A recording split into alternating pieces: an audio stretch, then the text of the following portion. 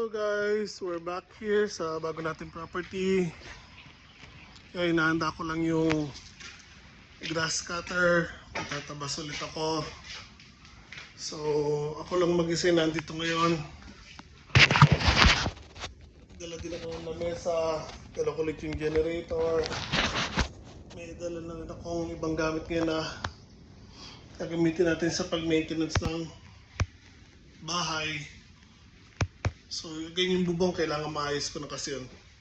So, nag-uulan kasi palagi. Pag hindi ko inayos yun, lalong lalaki yung sira. Bukas, may bisita tayo. Shoutout sa mga pinsan ko, kila Chikoy. At kay Ichi Salgado. So, from Naik, mga pinsan natin yung from Naik. So, si Chikoy dito nakatira. Sila Ichi naman sa Naik. So, dito sila ngayon magbabakasyon. So, papasyal sila dito bukas. So, instead na sa bahay ko sila papuntahin kasi again, kailangan kong gumawa dito. Dito ko na sila pinapunta and magdadala na lang ako ng pagkain bukas. So, magluluto ako dito.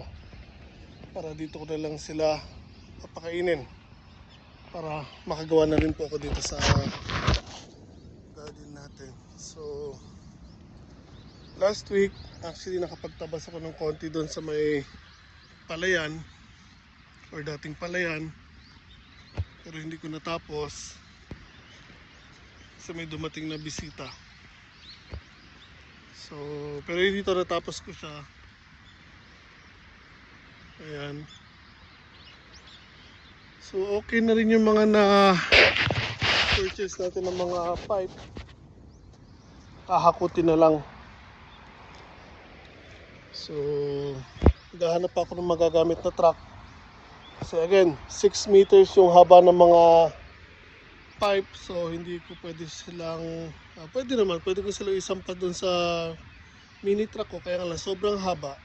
Baka may sumita sa akin na pulis, magkaroon pa ako ng problema. So, wag na lang, hindi ko na lang susugal yun. So, again, dyan yung daan papuntang ilog. Kailangan kong linisan tong daan na to konti dahil gusto daw silipin nila bukas yung ilog. So, there again, ito babakuran po natin yan. Oras na lang ang kailangan ko kasi again, gagawin ko to, ayusin ko during my spare time. So, ibig sabihin, Sabado, Linggo, pag wala akong pasok sa work, dito ako mag-aayos.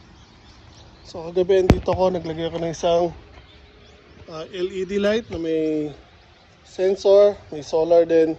So, dadagdagan pa natin ng marami dito para pag pumupunta, kahit gabi, may ilaw at hindi masyado magastos sa kuryente pag solar.